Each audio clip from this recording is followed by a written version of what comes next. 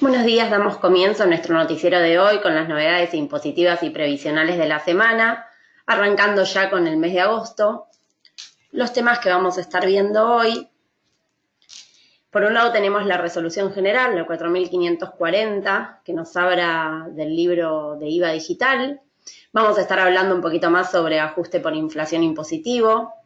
Se publicó la ley 6128 de Jujuy.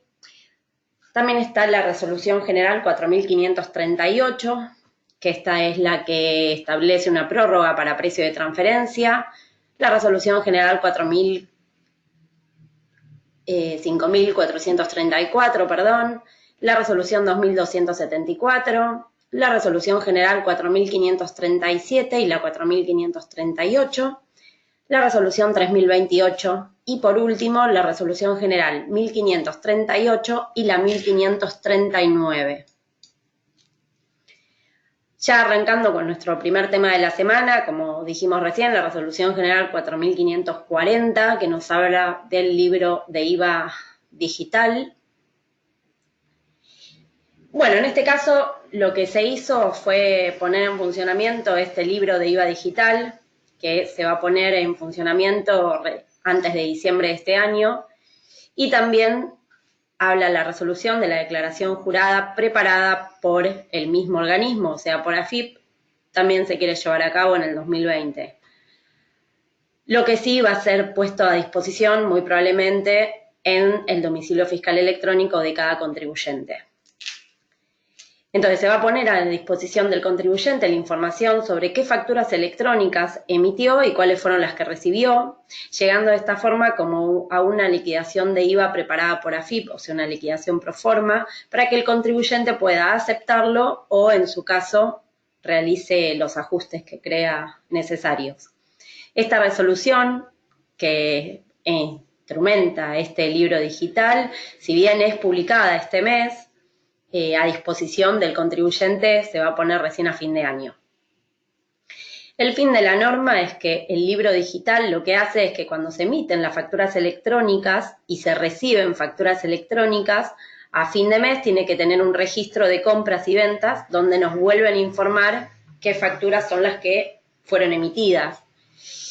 Y como habíamos dicho, lo próximo que se quiere lograr también es que se haga esta declaración jurada pro forma de AFIP, que es lo que se quiere hacer. O sea, que toda la información se vaya desde el libro de IVA digital y luego se realicen los ajustes que se tengan que hacer en función a las retenciones o las percepciones que haya sufrido cada contribuyente. Y toda esta información se envía directamente al domicilio fiscal electrónico o a un correo asociado. Obviamente, antes habíamos mencionado que el contribuyente va a tener la posibilidad de poder corregir esta información recopilada por AFIP, así como también va a poder agregar más info. Por otro lado, lo que se aclara es que los sujetos que emitieron los comprobantes por las operaciones originarias van a poder emitir las notas de créditos o débitos siempre que se encuentren relacionadas a una o más facturas o documentos equivalentes que se hayan emitido con anterioridad.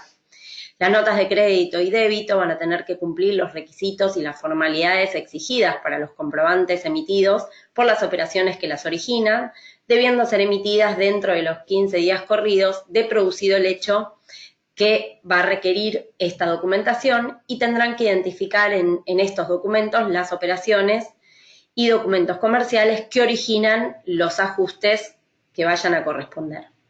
Esto va a resultar de aplicación a partir del 1 de octubre en la generalidad de los casos, pero también puede ser que se aplique antes de esta fecha y va a ser para los siguientes casos.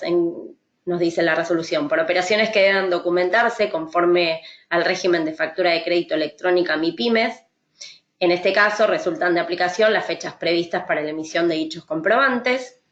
Y también nos dice aquellos sujetos que sean obligados a utilizar el régimen de registración electrónica denominada libro de IVA digital para tener que aplicar la presente disposición desde también esa fecha.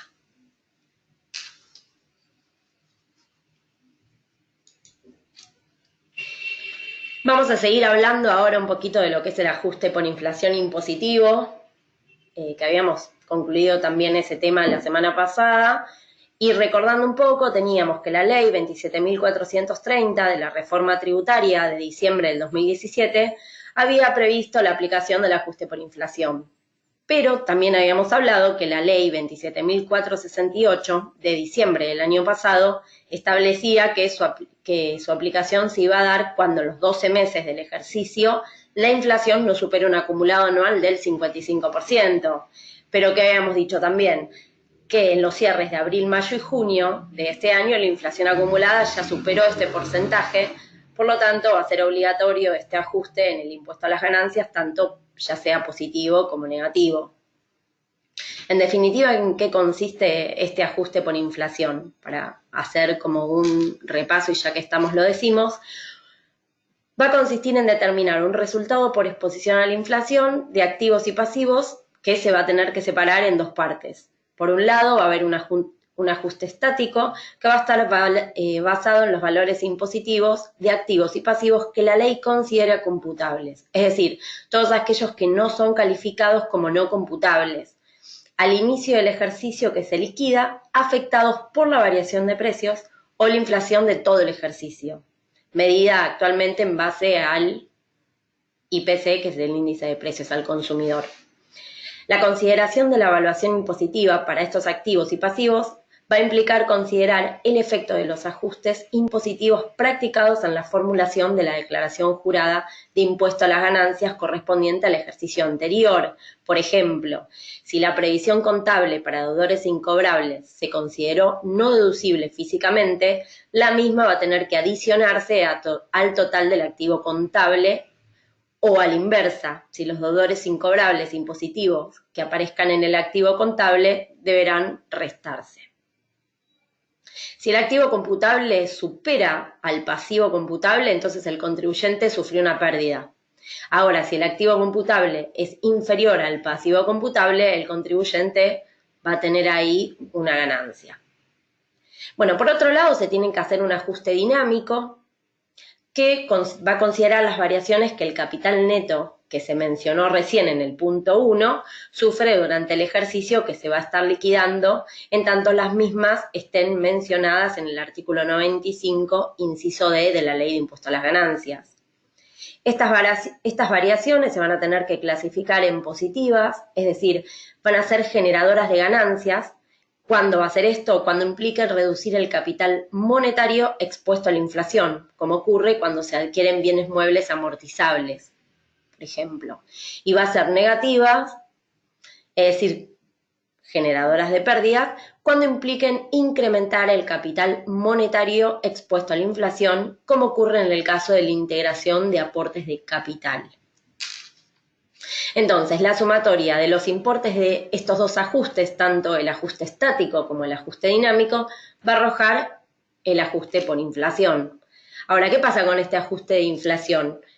Se pide que se realice un diferimiento de este ajuste. Entonces, la ley 27.468 incorpora como segundo artículo sin número a continuación del artículo 118 de la Ley de Impuesto a las Ganancias lo siguiente. Dice así: el ajuste por inflación positivo o negativo, según sea el caso, a que se refiere el título sexto de esta ley, correspondiente al primero, segundo y tercer ejercicios iniciados a partir del 1 de enero del 2018, que se deba calcular en virtud de verificarse los supuestos previstos en los dos últimos párrafos del artículo 95, va a tener que imputar, o sea, en el caso de que corresponda realizar el ajuste por inflación impositivo, el mismo va a tener que imputarse, nos dice, 1/3 en ese periodo fiscal y los 2/3 restantes en partes iguales en los dos periodos fiscales inmediatos siguientes. Esto es lo que habla de cómo se hace el diferimiento de este ajuste por inflación. Lo que pasa es que es bastante difícil poder justificar técnicamente este diferimiento del resultado derivado de la aplicación del ajuste por inflación. Entonces, diferir una parte de este componente de ajuste puede producir situaciones de inequidad entre el contribuyente cuando su resultado histórico se acerque mucho al ajustado, por ejemplo, y exhiben en ajuste por inflación impositivo pequeño, el cual implica un diferimiento también pequeño. y por otro lado contribuyentes cuyo resultado histórico estuviera muy alejado del ajustado por inflación, los cuales van a tener un diferimiento muy significativo, sea a favor o en contra. Tal inequidad podría dar pie a que los jueces consideren la inconstitucionalidad de esta norma de diferimiento del ajuste por inflación. Y también ni hablar de esos casos en que el ajuste origina una pérdida y su diferimiento pudiera finalmente no absorberse con ganancias, por ejemplo, cesar en una actividad. Acá, evidentemente, lo que estaría faltando es una norma que establezca la improcedencia de este diferimiento para los casos de ejercicio en que esté liquidándose el ente, ¿no? En este último ejemplo que yo les acabo de dar. Bueno, cambiando totalmente de tema, también se publicó la ley 6.128 de Jujuy. Esta habla del Código Fiscal, hubo modificaciones y esta resolución establece modificaciones, como dijimos en este código. Entre las principales que se destacan es que se dispone la obligación de constituir domicilio fiscal electrónico, se establece que la Dirección Provincial va a disponer la reglamentación y excepciones a la presente obligatoriedad basada en razones de conectividad u otras circunstancias que obstaculicen o hagan desaconsejable su uso. Por otro lado, se excluye del secreto fiscal los datos referidos a la falta de presentación de declaraciones juradas, la falta de pago de obligaciones exigibles, los montos resultantes de las determinaciones de oficio firmes y los ajustes conformados, las sanciones firmes por infracciones formales o materiales y el nombre del contribuyente responsable y el delito que se impute en las denuncias penales. Para el caso de ingresos brutos, se consideran alcanzados en el impuesto las actividades de comercialización de servicios realizadas por sujetos domiciliados, radicados o constituidos en el exterior, cuando se verifique que la prestación del servicio se utiliza económicamente en la provincia, ya sea a través de consumo, acceso o prestaciones mediante Internet o similares, o que recaiga sobre sujetos, bienes, personas, cosas radicadas o ubicadas en territorial provincial. Y por último, se establece que la Dirección Provincial de Rentas va a poder disponer de oficio la baja de inscripción del contribuyente cuando así lo considere. Luego se publicó la Resolución General 4538. Esta nos estaría hablando de los precios de transferencia para la presentación de la declaración jurada complementaria anual, donde se establece una prórroga.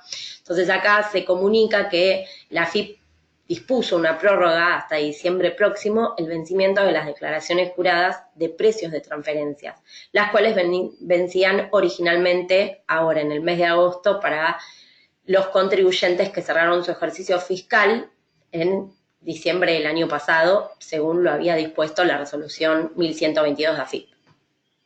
Entonces, en síntesis, se prorroga hasta los días comprendidos entre el 16 y el 20 de diciembre de este año las fechas de presentación de las declaraciones juradas de precio de transferencias y operaciones internacionales para los periodos fiscales cerrados entre el 31 de diciembre del año pasado y el 30 de abril de este año, las dos fechas inclusives.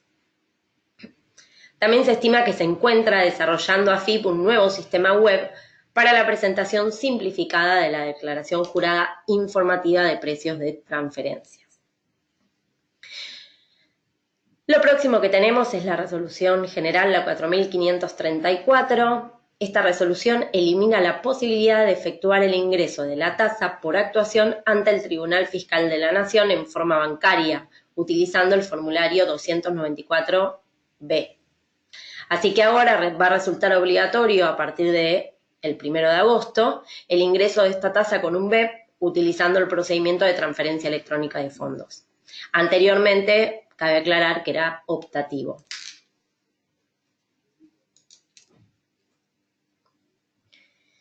Luego se publicó la resolución 2274 sobre ingresos brutos para contribuyentes locales. Esta resolución establece desde el 20 de agosto hasta el 26 de agosto de este año las fechas de vencimientos para la presentación de la declaración jurada anual del periodo fiscal 2018 por parte de los contribuyentes locales del impuesto sobre los ingresos brutos en la Ciudad Autónoma de Buenos Aires. Las mismas se van a estar determinando sobre la base del dígito verificador de la QUIT del contribuyente.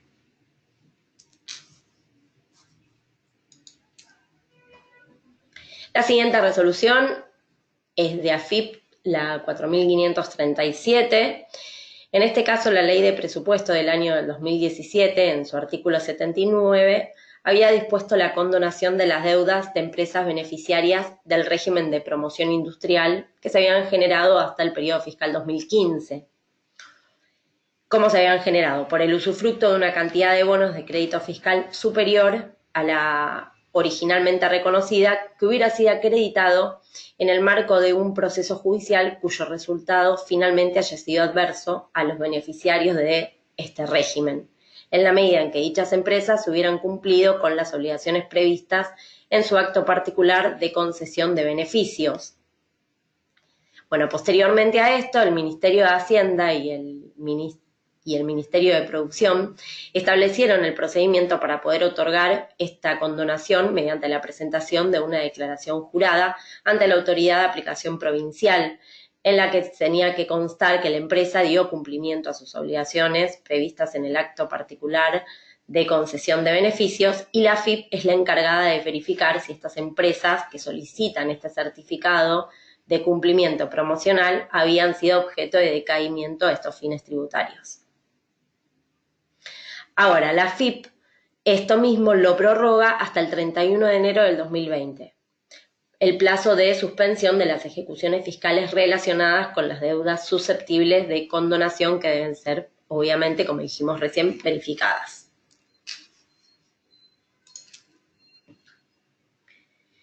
Luego tenemos la resolución 3028 sobre el plan de facilidades de pagos. Esta resolución va a establecer un plan de facilidades de pago de carácter transitorio de obligaciones tributarias en mora regularizadas en planes de facilidades cuya caducidad se hubiera producido con anterioridad al 31 de mayo.